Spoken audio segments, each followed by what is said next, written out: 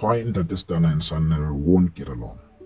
Two of Lesotho's most talked about artists, two completely different energies, and one relationship that fans believe may never be repaired. Today, we're talking about Ntate Stunna and Sannere, the tension, the rivalry, misunderstandings, and why these two artists just can't seem to get along. But is this really hate, or is it something deeper?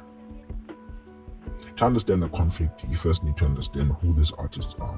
Ntate Stunna represents mainstream dominance. He's energetic, commercial, charismatic, and has built a massive following across Southern Africa. His music blends farming, hip-hop, and modern sounds in a way that appeals to the streets and mainstream audience at the same time. Then there's Sannere. Sannere moves differently.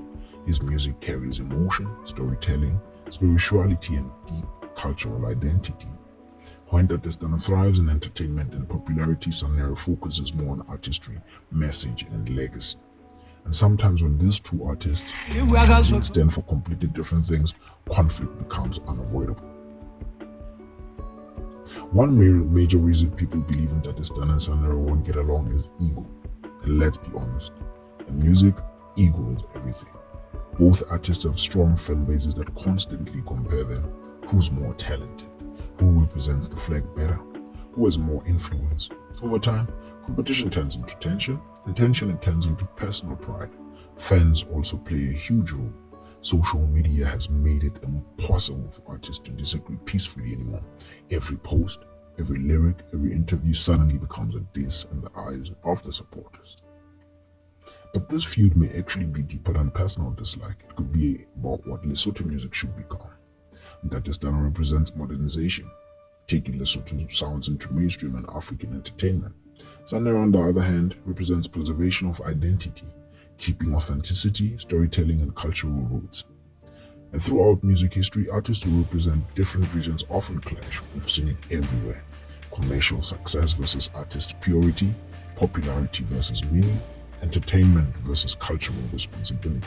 In many ways, Ntate Stunna and Sannere symbolize two different futures for Lesotho music. Another reason this situation continues, conflict sells.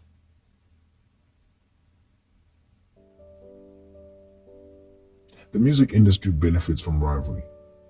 Fans become emotionally invested. People will stream more music. Content creators talk about it. Blogs post about it, and suddenly, disagreement becomes marketing.